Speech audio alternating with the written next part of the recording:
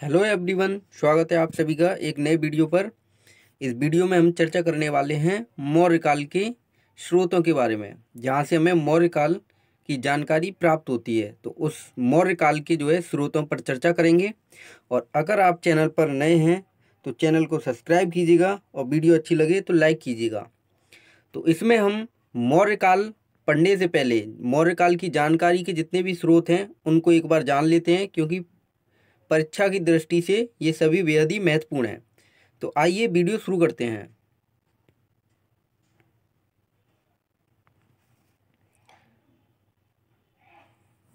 प्राचीन भारतीय इतिहास में मौर्य वंश अपना एक महत्वपूर्ण स्थान रखता है। दरअसल भारतीय इतिहास का यह पहला ऐसा काल था जिसने साहित्यिक और पुरातात्विक दोनों साक्ष्य बड़ी मात्रा में एक साथ मिलने प्रारंभ हो जाते हैं। यानी इसमें अगर देखा जाए तो मौर्य काल में साहित्यिक और पुरातात्विक दोनों जानकारी के स्रोत मिलते हैं मौर्य काल को जानने के, और वो भी बहुत बड़ी मात्रा में। इसलिए प्राचीन भारतीय इतिहास का यह पहला ऐतिहासिक काल था। तो अगर इसमें बात की जाए तो जानकारी के स्रोत क्या क्या हैं यहाँ पे, तो जानकारी के स्रोतों को दो भागों में डिवाइड करते हैं हम, एक साहित्यिक स्रोत और दूसरा पुरातात्विक स्रोत। तो यहाँ पे अगर साहित्यिक स्रोतों को देखा जाए तो साहित्यिक स्रोतों में एक धार्मिक यानी धर्म से संबंधित हैं जो, और दूसरा धर्मनिरपेक्ष यानी जिनका धर्म से कोई भी संबंध नहीं है। तो धार्मिक में अगर देखा जाए जो श्रमण हैं, जैसे जिनमें जैन और बौद्ध ये मिलेंगे यहाँ पे, तो एक तरीके से ये साहित्यिक स्रोत हो गए। और ब्राह्मण तो ब्राह्मण में अगर देखा जाए तो ब्राह्मण में मुद्रा राक्षस जो कि विशाखा दत्त द्वारा लिखी गई है, और पुराण ये आ जाएंगे ब्राह्मण ग्रंथों में। इसके बाद धर्मनिरपेक्ष की अगर बात की जाए तो धर्मनिरपेक्ष यानी जिसमें धर्म का कोई उल्लेख नहीं है, धर्म से अलग हैं ये, तो इंडिका पुस्तक आ जाएगी जिसको मेगस्थनीज ने लिखा था, और अर्थशास्त्र पुस्तक आ जाएगी जिसको कौटिल्य ने लिखा था। इसके बाद अगर इधर देखें पुरातात्विक स्रोतों में, तो मृद भांड यानी मिट्टी के बर्तन, तो उत्तरी कालीय पॉलिश मृत भांड, तो यहाँ पे ये आ जाएंगे मिट्टी के बर्तन। दूसरा अभिलेख और तीसरा मुद्रा, और मुद्रा में कौन सी, आहत मुद्रा जिनको पंचमार्क मुद्रा भी कहते हैं।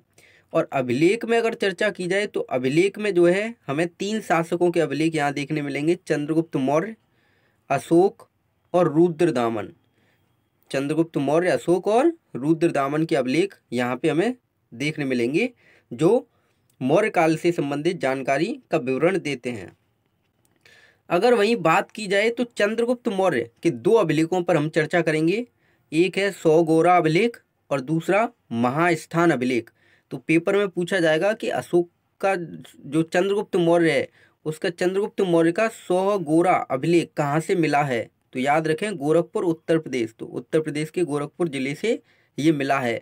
वहीं चंद्रगुप्त मौर्य के दूसरे महास्थान अभिलेख की बात की जाए तो वो बोगरा बांग्लादेश यहाँ से मिला है। और अशोक के अभिलेखों में क्या क्या आएगा, तो शिलालेख, शिला यानी पत्थर पे लिखे हुए लेख, दूसरा गुहालेख यानी गुफाओं में लिखे हुए लेख, और तीसरा स्तंभ लेख यानी खंभों पे या पिलर पे लिखे हुए लेखों को स्तंभ लेख।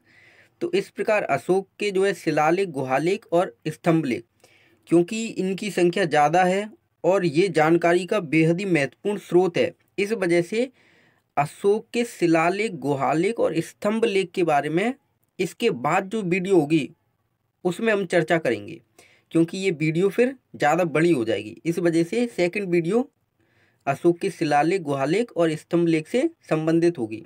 वहीं बात करें रुद्रदामन, तो रुद्रदामन इसका भी जूनागढ़ या गिरनार अभिलेख, जूनागढ़ या गिरनार अभिलेख जो कि कहाँ से मिला है, काठियावाड़ गुजरात से मिला है, वो भी एक जानकारी का महत्वपूर्ण स्रोत है। तो इस प्रकार ये सब मौर्य काल को जानने के स्रोत हैं। जैसे जैन बौद्ध धर्म भी मौर्य काल को जानने के स्रोत हैं। मेगस्थनीज की इंडिका है, कौटिल्य की अर्थशास्त्र है, चंद्रगुप्त मौर्य के सोहरा और महास्थान अभिलेख हैं, अशोक के शिलालेख, गुहालेख और स्तंभ लेख हैं, रुद्रदामन का जूनागढ़ या गिरनार अभिलेख है, विशाखा दत्त की मुद्रा राक्षस है, पुराण है, तो आहत सिक्के हैं, मृद भांड हैं। इन सबसे हमें तो मौर्य तो किसके बारे में जानकारी मिलती है? मौर्य काल के बारे में जो है जानकारी मिलती है।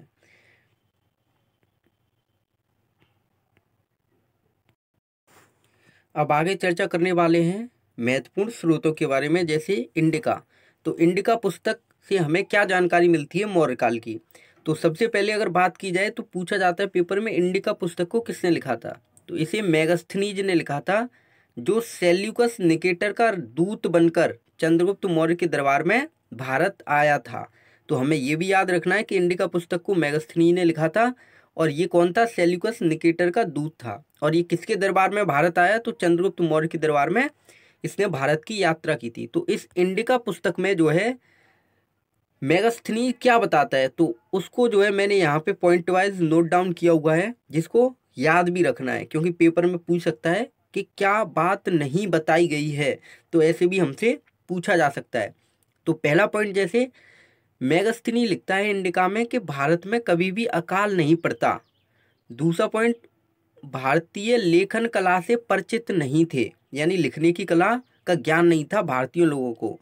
तीसरा पॉइंट, भारत में दास प्रथा का प्रचलन नहीं था, यानी मेगास्थनीज अपनी पुस्तक इंडिका में मानता है कि भारत में उस समय दास प्रथा नहीं थी। किस समय? यानी मौर्य काल के समय।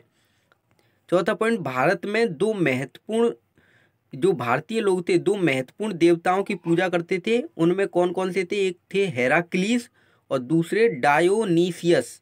तो मेगास्थनीज ने जो है हेराक्लीस जो है किसको कहा है? कृष्ण को, भगवान कृष्ण को। और डायोनीसियस जो है किसको कहा है? शिव को कहा है। इसने जो है भारतीय समाज को 7 वर्गों में विभाजित किया है। कौन कौन से थे 7 वर्ग? जिसमें दार्शनिक, किसान, पशुपालक, व्यापारी, सैनिक, निरीक्षक और सभासद। तो पेपर में पूछा जाएगा कि इंडिका या मेगास्थनीज के द्वारा भारतीय समाज को कितने वर्गों में विभाजित किया गया? तो आंसर है 7। मेगास्थनी ने जो है भगवान कृष्ण के लिए किस शब्द का प्रयोग किया है? हेराक्लीस। शिव के लिए डायनोशियस शब्द का प्रयोग किया है। इसके साथ आगे बात की जाए तो यहाँ पे पाटलिपुत्र का जो है ये बताता है कि प्रशासन 5-5 सदस्यों वाली 6 समितियों के द्वारा चलता था, यानी पटना या पाटलिपुत्र का जो प्रशासन था उसको 5-5 लोगों की 6 समितियां चलाती थी। ऐसा ही जो है मौर्यकालीन सैन्य प्रशासन भी 5-5 सदस्यों की 6 समितियों के द्वारा चलाया जाता था। और जो है भारतीय पशुओं में अगर बात की जाए तो मेगास्थनी जो है विशेषकर हाथियों से विशेष रूप से प्रभावित था, भारतीय हाथियों से। पाटलिपुत्र जो है इसने बताया कि गंगा और सोन नदी के संगम पर स्थित था पाटलिपुत्र। यूनानियों ने पाटलिपुत्र को क्या कहा है? तो पेपर में पूछा जाएगा कि पाटलिपुत्र को क्या कहा है? तो पॉलिम ब्रोथा जो है पाटलिपुत्र के लिए प्रयोग किया गया है।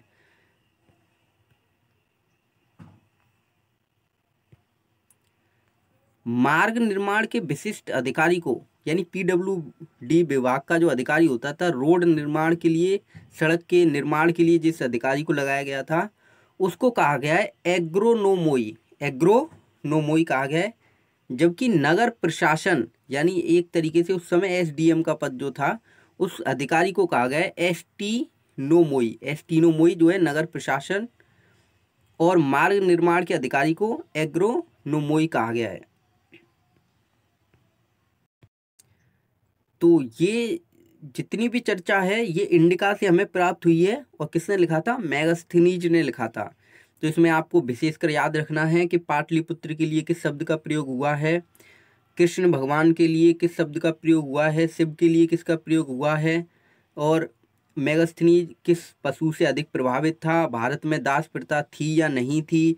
तो ये सारी चीज़ें हमें यहाँ इंडिका से प्राप्त हो जाती हैं। इसके बाद बात करें पुराणों के बारे में, तो पुराणों का अंतिम रूप से संकलन अगर देखा जाए तो गुप्त काल में हुआ है। किस काल में हुआ है? गुप्त काल में। पुराणों से हमें मौर्यकालीन शासकों के ऐतिहासिक वंशावलियों के बारे में जानकारी मिलती है। तो पुराणों से मौर्य काल की अगर बात की जाए तो यहाँ से वंशावली का पता चलता है मौर्य काल की, और ये भी पता चलता है कि मौर्यकालीन शासकों ने जो है 137 वर्षों तक शासन किया था।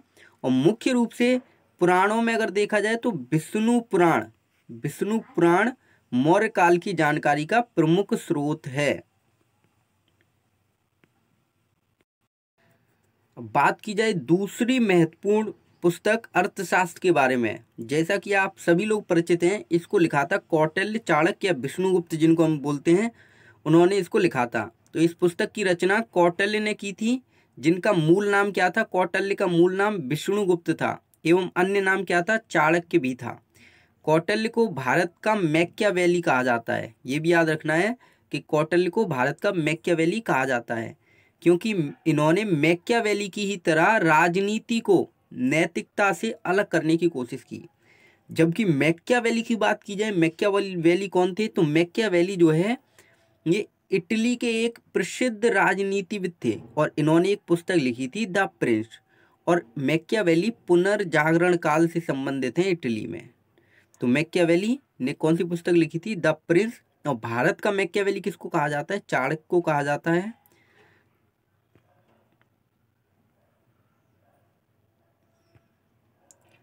चाणक्य की अर्थशास्त्र सूत्र शैली अर्थात गद्य में लिखी गई है, जो राजनीति से संबंधित है और मौर्य काल के प्रशासन की जानकारी देती है। मौर्य काल के प्रशासन की जानकारी। इस पुस्तक में राज्य के सप्तांग संबंधी विचार का उल्लेख है। तो इसमें बताया गया है कि राज्य को, अगर राजा को शासन करना है तो राज्य को चलाने के लिए उसको जो है 7 अंगों की जरूरत पड़ेगी। तो कौन कौन से हैं राज्य के 7 अंग? तो पहला स्वामी, यानी राज्य को चलाने के लिए स्वामी होना चाहिए, राजा होना चाहिए। तो पहला ये। दूसरा आमत्य, आमत्य यानी अधिकारियों का वर्ग होना चाहिए किसी राज्य को चलाने के लिए। तीसरा जनपद। चौथा दुर्ग यानी किला। पांचवा कोष यानी मनी, पैसा। छठवां दंड, यानी कोई गलत काम करता है तो उसको अपराध मिले। और सातवां मित्र, यानी सहयोग के लिए कोई मित्र भी होना चाहिए। तो अर्थशास्त्र में जो है शासन को चलाने के लिए कितने अंग जरूरी बताए गए हैं? तो 7 अंग, जिसको सप्तांग संबंधी विचारधारा बोलते हैं कौटिल्य की। और कौन कौन से हैं ये भी आपको याद रखने हैं, जैसे स्वामी, आमत्य, जनपद, दुर्ग, कोष, दंड और मित्र। इस पुस्तक में यह भी कहा गया है कि प्रजा के सुख में ही राजा का सुख है, यानी अच्छा राजा वही है जो प्रजा की देखभाल करता है और उसके हित में ही जो है अपना हित समझता है। चाणक्य अगर बात की जाए तो तक्षशिला विश्वविद्यालय, जो कि कहाँ पे पड़ता था? गांधार, पाकिस्तान का एक विद्वान व्यक्ति थे। तो वहाँ के एक विद्वान व्यक्ति एवं शिक्षक थे।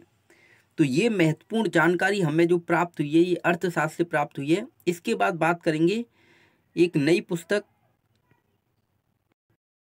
मुद्रा राक्षस के बारे में।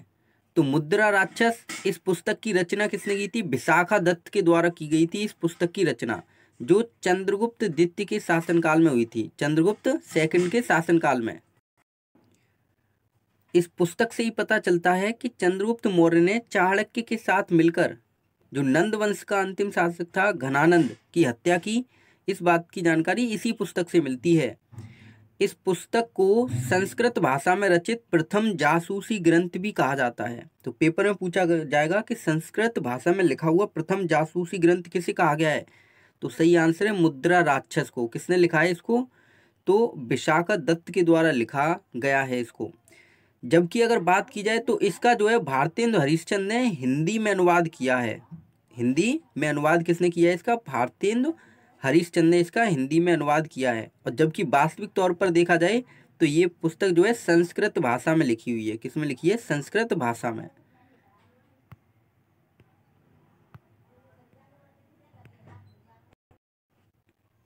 अगर आगे बढ़े तो हमें जो है मौर्य काल को जानने के कुछ बेहद ही महत्वपूर्ण स्रोत मिलते हैं, जिनमें कुछ आश्चर्यचकित बातें भी हमें सुनने को मिलती हैं। जैसे बात की जाए दीपवंश और महावंश के बारे में। तो पहले तो दोस्तों याद रखना है, दीपवंश और महावंश का संबंध जो है बौद्ध धर्म से है, यानी ये बौद्ध धर्म के ग्रंथ हैं। इन्हें शैली अनुश्रुति भी कहा जाता है। क्यों? क्योंकि ये श्रीलंका से प्राप्त हुए थे और श्रीलंका का प्राचीन नाम क्या था? सहेली। इन्हीं ग्रंथों के अनुसार राजा अशोक ने अपने 99 भाइयों की हत्या करके जो है गद्दी प्राप्त की थी। तो बेहद ही रोचक तथ्य हमें सुनने को मिलता है कि अशोक अपने जो है 99 भाइयों की हत्या करके जो है गद्दी पर बैठा था। इसके बाद बात की जाए आहत सिक्कों की, इन्हें पंचमार्क सिक्के भी कहते हैं। तो भारत में पहली बार इनका प्रयोग जो है बौद्ध युग, यानी जिस समय बौद्ध धर्म चल रहा था तो उसी को बौद्ध युग कहते हैं, 6ठी शताब्दी ईसा पूर्व में देखने मिलता है। जबकि बड़े पैमाने पर पहली और अंतिम बार इसका प्रयोग अगर देखा जाए तो मौर्य काल में देखने मिलता है। आहत सिक्के मुख्य रूप से चांदी के बने होते थे। तो पूछा जाएगा आहत सिक्के का मुख्य रूप से निर्माण किस धातु से होता था, तो चांदी से। यद्यपि तांबे के भी कुछ आहत मुद्राओं के उदाहरण मिलते हैं। मौर्यकालीन चांदी की आहत मुद्रा को पण कहा गया है। तो बहुत ही ज्यादा महत्वपूर्ण यहाँ पे ये प्रश्न बनने वाला है कि मौर्य काल में चांदी की आहत मुद्रा को क्या कहा जाता था, तो पण और कारशापण, ये दो नाम आपको याद रखने हैं कि मौर्य काल में चांदी की आहत मुद्रा को पण और कारशापण के नाम से जाना जाता था। जबकि तांबे की आहत मुद्रा को माशक और काकड़ी के नाम से जाना जाता था। मौर्यकालीन सबसे प्रसिद्ध चांदी की आहत मुद्रा का नाम अगर पूछा जाए तो क्या है, पण है, जो है मौर्य काल की सबसे प्रसिद्ध आहत मुद्रा। और किससे बनी होती थी ये पण, चांदी की बनी होती थी। अब बात करेंगे चंद्रगुप्त मौर्य के अभिलेख। तो चंद्रगुप्त मौर्य के दो अभिलेख हैं जिससे मौर्य वंश की जानकारी का पता चलता है। तो कौन सा है अभिलेख, तो एक है सोहगोरा अभिलेख, कहाँ से मिला है, गोरखपुर जिला उत्तर प्रदेश से। और दूसरा महास्थान अभिलेख, ये कहाँ से मिला है, बोगरा जिला बांग्लादेश से प्राप्त हुआ है। और जो है इसमें क्या हमें जानकारी मिलती है, तो अकाल की परिस्थितियों में जो है मौर्यकालीन प्रशासन किस प्रकार से जो है राहत भरे कार्य करता था। यानी मौर्य काल के समय जब कभी भी जो है अकाल जैसी स्थिति पड़ती थी तो उस समय जो है मौर्य काल का प्रशासन किस तरह के उपाय जो है करता था उससे निपटने के, तो ये हमें जानकारी यहाँ पे मिलती है। इसके बाद बात करें तो रुद्रदामन का जूनागढ़ या गिरनार अभिलेख। तो रुद्रदामन का जूनागढ़ या गिरनार अभिलेख है ये, और ये मौर्योत्तरकालीन यानी मौर्य काल के बाद का है। तो मौर्योत्तरकालीन शक वंश के सबसे महान शासक, तो रुद्रदामन कौन था, तो मौर्योत्तर काल में एक वंश आएगा उसका नाम है शक वंश, तो उसी का सबसे महान शासक था ये रुद्रदामन। तो इसने जो है इसको लिखा है। और ये कहाँ से मिला है, जूनागढ़, जैसे आप समझ पा रहे होंगे तो ये गुजरात के काठियावाड़ से प्राप्त हुआ है और संस्कृत भाषा में लिखा यह प्रथम अभिलेख है। तो पेपर में पूछा जाएगा कि संस्कृत भाषा में लिखा प्रथम अभिलेख कौन सा है, तो रुद्रदामन का जूनागढ़ या गिरनार अभिलेख। कहाँ से मिला है, तो गुजरात के काठियावाड़ क्षेत्र से। किस जो है समय लिखा गया ये, तो मौर्योत्तर काल में लिखा गया। रुद्रदामन कौन था, तो शक वंश का जो है सबसे महान शासक था। यह ऐसा प्रथम अभिलेख भी है जिसमें चंद्रगुप्त मौर्य का नाम अंकित मिलता है। तो आपसे पूछा जाए जैसे चंद्रगुप्त मौर्य का नाम सबसे पहले किस अभिलेख में जो है अंकित है या देखने मिला, तो रुद्रदामन के जूनागढ़ अभिलेख में। परंतु इस अभिलेख में सबसे बेहतरीन जानकारी जो मिलती है वो मिलती है सुदर्शन झील के बारे में। सुदर्शन झील के बारे में जिसका निर्माण चंद्रगुप्त मौर्य के एक अधिकारी पुष्यगुप्त वैश्य ने कराया था। तो याद रखिएगा रुद्रदामन के जूनागढ़ अभिलेख में मुख्य जानकारी जो दे रखी है वो दे रखी है सुदर्शन झील के बारे में। और इस झील को किसने बनवाया था, चंद्रगुप्त मौर्य के अधिकारी पुष्यगुप्त वैश्य ने बनवाया था। आगे अगर बात की जाए सुदर्शन झील के बारे में, तो समय समय पे जैसे किसी चीज़ का निर्माण होता है तो उसका क्षरण होने लगता है, उसका विनाश होने लगता है, तो उसको बचाने के लिए मरम्मत कराई जाती है। तो इसी प्रकार सुदर्शन झील की भी बार बार भिन्न भिन्न शासकों के समय जो है मरम्मत कराई गई। तो यहाँ पे एक तरफ शासक हैं, दूसरी तरफ उनके अधिकारी जिन्होंने जो है सुदर्शन झील की मरम्मत कराई। तो जैसे अशोक ने जो है अशोक के समय इसकी मरम्मत हुई, और किसने कराई थी, तो अधिकारी कौन था, यवनराज तुषासफ, यवनराज तुषासफ। रुद्रदामन के समय जो है इसकी मरम्मत कराई गई, उस समय अधिकारी कौन था, शो विशाख। स्कंदगुप्त के समय इसकी मरम्मत हुई और उस समय जो अधिकारी कौन था, चक्रपालिका। नोट पॉइंट है यहाँ पे कि जूनागढ़ अभिलेख जो है 130 से 150 ईस्वी का है। तो ये जो है मौर्य काल की जानकारी के महत्वपूर्ण स्रोत थे। इसके बाद जो सेकंड वीडियो बनने वाला है उसमें भी मौर्य काल की जानकारी के स्रोत होंगे, जो एक तरीके से हम उसके माध्यम से हम अशोक को भी समझेंगे, क्योंकि उसमें जो है हम चर्चा करने वाले हैं अशोक के जो शासक अशोक था उसके जो है अभिलेखों में अगर बात की जाए तो गुहालेख जो गुफा में लिखा गया है या गुफाओं में लिखे गए हैं, शिलालेख जो पत्थर पर लिखे गए हैं, और स्तंभ लेख जो खंभों पर लिखे गए हैं।